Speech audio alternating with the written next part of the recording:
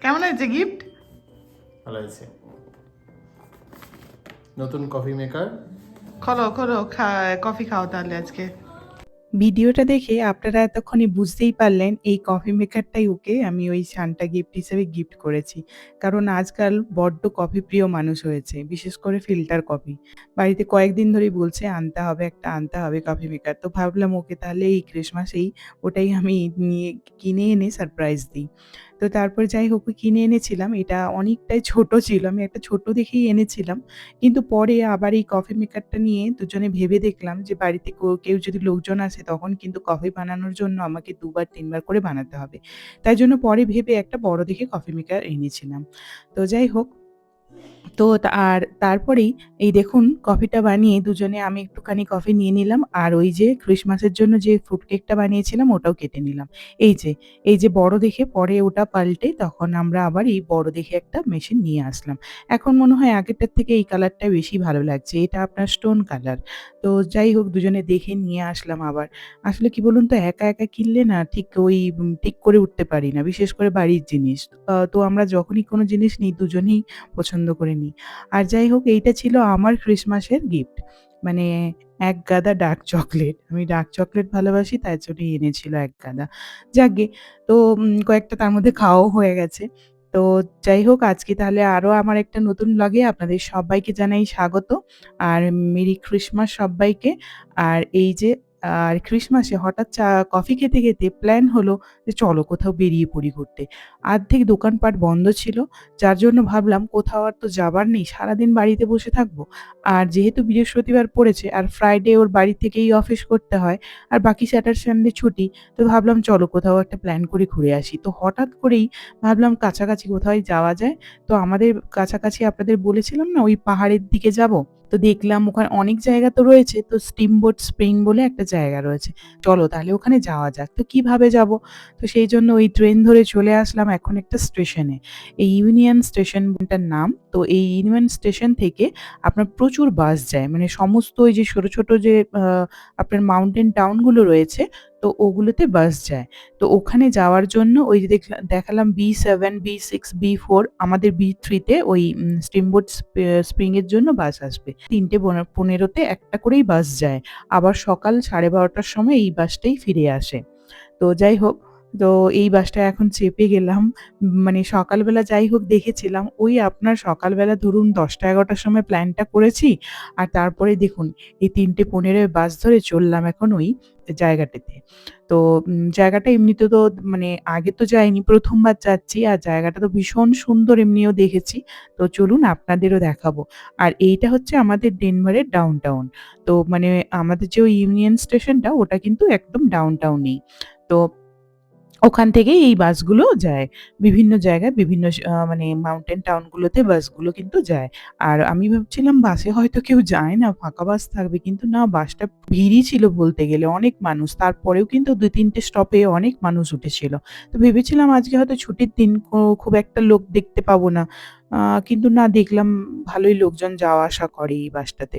তো যাই হোক, তো তারপরে দেখুন ওই পাহাড়গুলো তো সব শুকিয়ে গেছে। কিন্তু ওই পাহাড়গুলো থেকে আর যখন আসলাম তারপরে আ এই যে যখন কাছাকাছি যাচ্ছি পাহাড়গুলোতে দেখুন কি হারে বরফ পড়ে আছে আর কি অপূর্ব লাগছে দেখতে।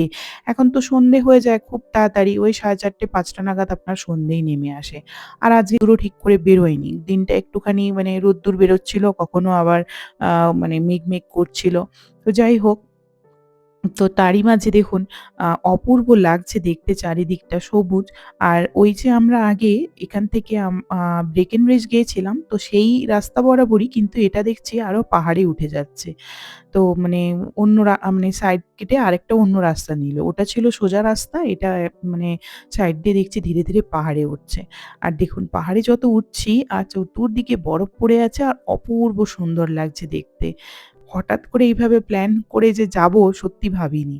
মানে সেই সকাল 10টা-11টায় যে প্ল্যান করেছি তারপরেই ব্যাগ গুছিয়ে কোনো রকমে বাড়িতে একটুখানি ফ্রিজে তরকারি ছিল, সেই তরকারি দিয়ে সেদ্ধ ভাত খেয়ে দুজনে বেরিয়ে পড়েছি। তো যাই হোক, এই যে দেখুন রাস্তাঘাট কি অপূর্ব দেখতে, হ্যাঁ?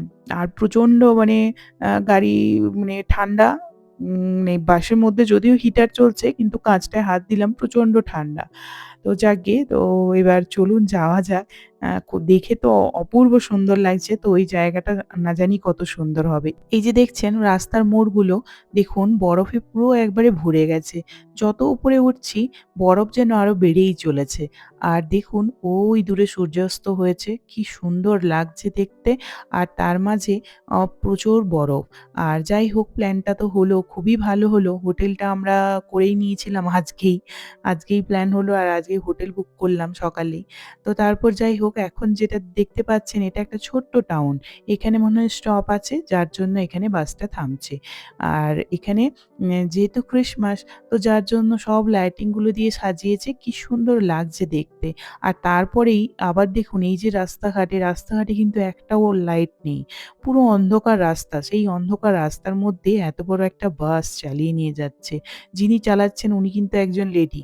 ডেফিনিটলি ওনার এক্সপেরিয়েন্স আছে। উনি রোজই যাওয়া আসা করেন।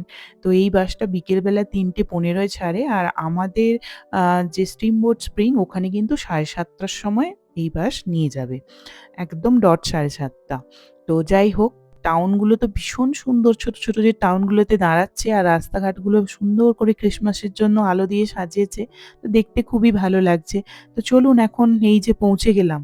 আ এই যে দেখতে পাচ্ছেন এই যে পৌঁছে গেলাম আমরা এখন চলে যাব ওই হোটেলে।